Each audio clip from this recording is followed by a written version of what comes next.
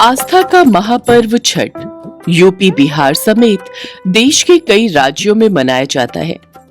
छठ महापर्व छठी मैया को समर्पित होता है।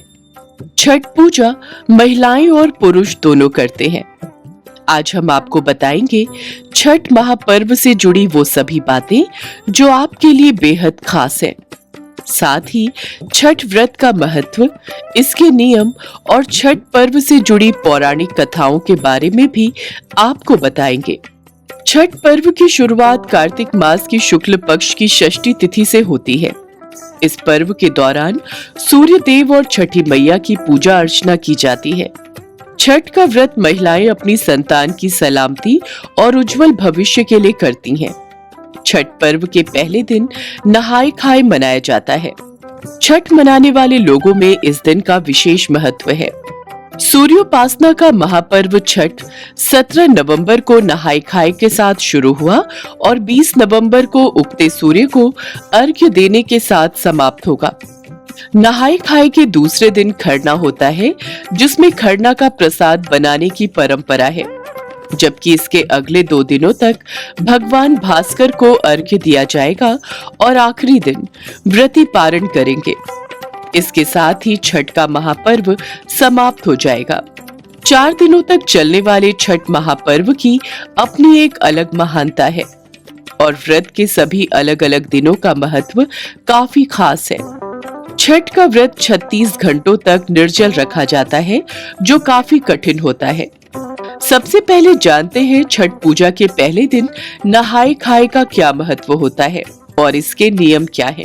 पहला दिन नहाय खाए। छठ व्रत की शुरुआत नहाय खाए के साथ होती है। नहाय खाए जैसा कि नाम से स्पष्ट है, स्नान करने के बाद भोजन ग्रहण करना।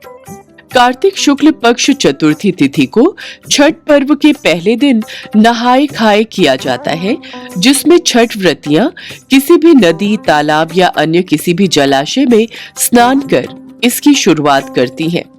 इसके पहले घर की साफ सफाई कर ली जाती है और नहाय खाए के दिन अरवा चावल, चने की दाल और कद्दू की सब्जी का प्रसाद बनाया जाता है, जिसमें सेंधा नमक का इस्तेमाल किया जाता है। यह प्रसाद लोगों के बीच वितरित भी किया जाता है और यहीं से छठ पर्व की शुरुआत होती है। दूसरा दिन खरना। छठ पर्व के दूसरे दिन को खरना के रूप में जाना जाता है।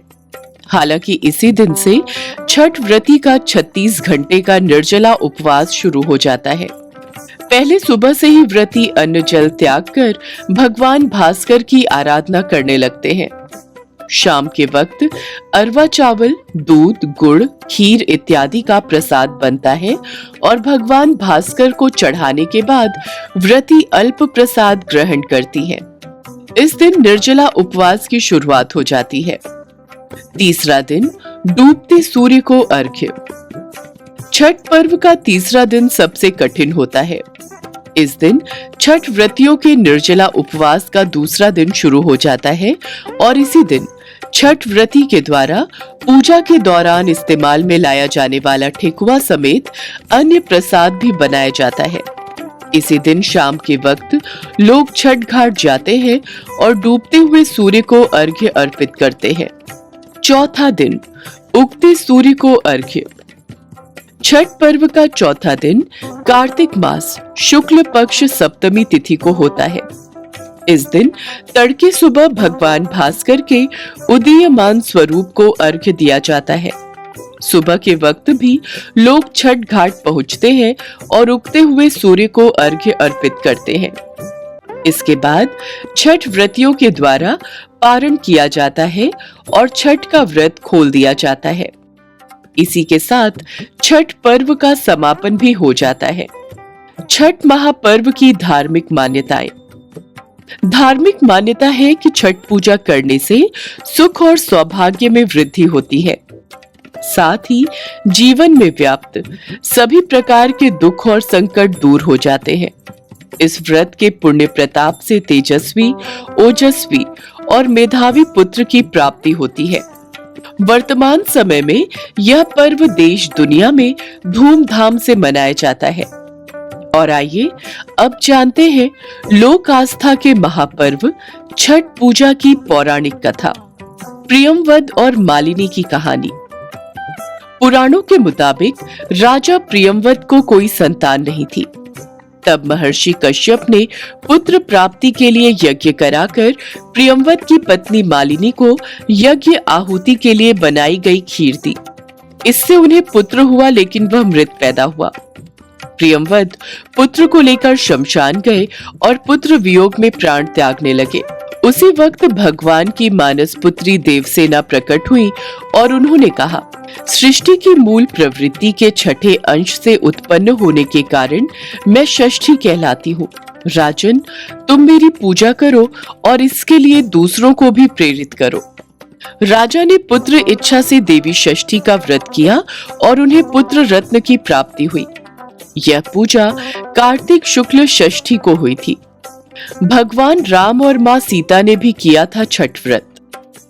एक मान्यता के अनुसार लंका पर विजय पाने के बाद राम राज्य की स्थापना के दिन कार्तिक शुक्ल षष्ठी को भगवान राम और माता सीता ने उपवास किया और सूर्य देव की पूजा की।